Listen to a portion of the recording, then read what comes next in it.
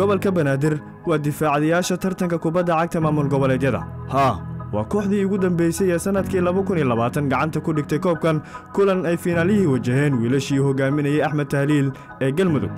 soo ciyaar kubaddaas marka Banaadir goolka Banaadir ayaa la yimid goolkii koowaad ee ciyaarta. kooxdan sida fudud loogu yeero Awlaadul Caasima waxay tartankii ugu dambeeyay soo mareen wadooyin adag ilaa ay ka gaaraan yoolkoodii ahaa hanashada koobkan. inay ka qayb galaan koobkan waxa uu sii dheer inay yihiin martigeliyaasha koobkan ee sanadihii u dambeeyay 4 sano ee u dambeysay ee la qabto tartankan waxa ay gacanta ku dhigeen tiro hal jeer halka saddexda kale ay ahaayeen kuwa gurigooda lagu dabaaldego balse sanadkan ayay doonayaan inay difaacdaan koobka kubadda cagta ee maamul goboleedyada. badankood xiddigii gobolka Banaadir u qaaday koobkan sanadkii ugu dambeeyay ayaa meelo fiican ka gaaray xirfadda kubadda cagta oo waxa ay noqdeen kuwa ku biiray kooxaha kala duwan ee dalkeena halka qaarkoodna ay xirteen maaliyadda xulka qarankeena Soomaaliya. 2020 sanad noocee ayuu u ahaa gobolka Banaadir marka la joogo tartankan maxaase iska bedelay sanadkan 2023 gudoomiye ku-xigeenka isboortiska gobolka Banaadir iyo gudoomiyaha kubadda cagta maamulka gobolka Banaadir ayaa inooga jawaabaya su'aalahaasi. anagu mar walba ku kalsoonahay macalinka ciyaartana waa ciyaarna waa cadi madow kubaddu waa la iska badi karaa laakiin insha Allah boqolkiiba 90 ama boqolkiiba boqolba insha Allah waxaan ku joogeynaa inaan sanadkan mar kale aan difaacno insha Allah mar walba maarad dadka daawanaya ciyaaraha ay anshax muujiyaan taageerayaasha gobolka iyo ama kuwa kale imaanaya oo maamul goboleedka kale in la ilaaliyo anshaxa runtii waxaan kala rabaa inaan halkaan ugu mahad celiyo wasiir Maxamed Barre oo runtii mar walba geliyo juhdi balaaran muuqdana doorkiisii oo mahad celinayna wasiirka dhalinyarada ciyaaraha wasiir Maxamed Barre. xaqiiqdii 2020 tartankan gobolka Banaadir inuu guuleysto waxay nooga dhigneed wax aad u qiimo badan maxaa yeelay 10 sano kadib ayuu gobolka mar kale qaaday tartankan 2010kii garoob ay ku soo qaadeen gobolka Banaadir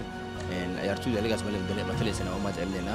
kuwa 2020kii tartanka ku guuleystana ay macallinkooda waxa lana aad u maasantiin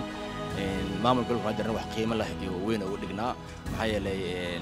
waxay galayaan wax walba waxay gashaa historiga marka waxa ku faraxsanahay inaan ku qorannahay anigoo maamulka isboortiga gobolka Banaadir oo horkacayo gudoomiye wish iyo dhammaan tiimka xafiiskaba in taariikhdaas aan qayb ugu qorannahay gobolka Banaadir wax weyn ugu dhigan tahay insha Allah taala qof kastana uu rajeynaa inuu tartanka ku guuleysto. xaqiiqdii sanadkan 2023 wax badan ayuu tartanka ugu duwan yahay maxaa yeelay tartanka sanadka hore 2020 la dheelayay wuxuu ahaa group stage sanadkan wuu ka duwan yahay taasoo faa'iido u ah in xul kasta oo tartanka ka qayb qaadanayo ciyaartooyda macallimiintaba waana is arag sidii ay qorsheynayaan wasaaradda dhalinyarada ciyaaraha. mar kale iyo sanad kale waxaa hogaaminaya tababare Daadir Amiin Cali Daada macallinkan Daad yar ee saaxada tababarnimo sanadihii u dambeeyay ka sameynaya taariikh cusub. hogaaminta Daada looga bartay waxaa ka mid ah fursasiinta iyo xoojinta maskaxdooda dhalinyarada Daad yar waana mar kale oo uu doonayo in xiddigo daayaraha uu ku difaaco koobka kubadda cagta maamul goboleedyada iyo gobolka Banaadir oo Banaadir ay yihiin difaacadayaasha tartanka. haddaba sanadkiisii ugu dambeeyay iyo sanadkan ma jira farqi u dhaxeeya mise dareema in sanadkan xifaaltanka adag uu kala kulmayo dhinacyadiisa. tartan waa sidiisaba waa tartan marxalad aad u badan aan soo maray inaan koobkaas ku guuleysto oo 2020kii wax badan aan soo maray waxayna ahayd koobkeygii ugu taariikhda fiicnaa because of markaas ku guuleysan horyaalka Soomaaliya wax weyn iga dhigneed farxad weyn ay ahayd in malaayiin badan qalbiyadooda ama qulubtooda aan farxiyo ama aan dhaxdego aadaan ay ugu farxad badneed markaan ku guuleystay 2020kii tartankii maamul goboleedyada markaas la qabtay. والله bulshada waa sax waxay ugu amaanayaan waa dhalinyarada jiilka cusub mustaqbalka ku leh kubadda cagta aniga markaan kubadda cagta soo dhaxbaxayay garabaa leegu siiyay ciyaaryahanka si walba uu wanaagsan yahay si walba uu fiican yahay si walba xirfadiisa ay u sareyso wuxuu u baahan yahay garab oo xirfadiisa ku soo bandhigo wax badan aan jiro oo aniga igu dhiirigeliyo mar walba ciyaaryahanka markaas garab inuu ku siiyo kubadda cagta kadibna sidanihiisa iyo mustaqbalkiisa hor u raacdo marka waxaan aad u jeclahay ciyaaryahan walba oo mustaqbal leh kubadda cagtana rabo inuu future ka sameeyo inaan garab ku siiyo asigana aan berin Soomaaliya wax u taro horumarkiisana waa si anfaco. wallahi farqi badan oo imaan kara because of tartankii 2020ka ciyaartooyda ciyaaraysa kulli hadda waxay wada ciyaarayaan Serie A wada ciyaarayaan waa wada mishaari waa wada kooxaha waaweyn dalka u ciyaarayaan taas naftirkeeda farxad badan ay tahay qaarkoodii qaranka Soomaaliya ciyaarayaan 2023 kan waxaa hadda ciyaara waa ciyaartooy kale oo ciyaartooydii hore ka duwan oo ka waji kale ah oo ka cusub ciyaarayo farqi ugu weyn meesha ka imaan karaa because of markaasna waa ciyaartooy haddana waa ciyaartooy laakiin farqi oo maanta ay ku quality fiican kuwaan ma jiro ciyaartooy waa ciyaartooy qof walbana wuxuu qabsado wax ku leeyahay wallahi waxaan rajeynayaa boqolkiiba inaan guuleysto rajeynayaa ciyaartooy aad u fiican aan wataa macallimiin fiican oo ay caawinayaan aan wataa ملايين بدن oo taageerayaan aan wataa shakhsi ahaan iyo guud ahaan caasimadii dalka annaga runtii hadaan nahay dowladda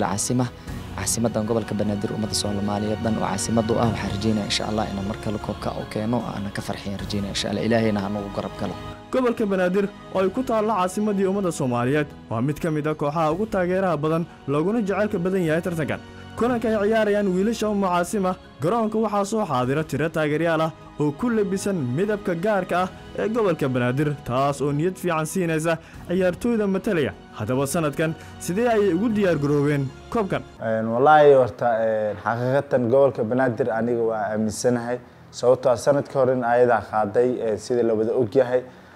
sanadkan waxaan rajeynayaa insha Allah inay qaado inkastoo aan ogahay maamul goboleedyada kale inay ciyaartooy sare leh oo tayo leh ay wataan laakiin waxaan isleeyahay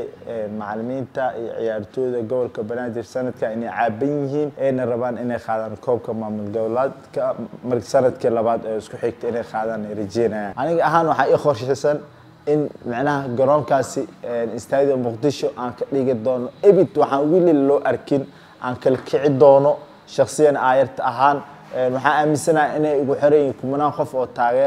taageerayaashaas waxa uu rajeenaa in ay soo raacaan insha Allah nin walba joosho leeyahay laakiin balse shucab adiga ahaan marka lagu taageerayo haddana oo maamul goboleed aad taageeraysid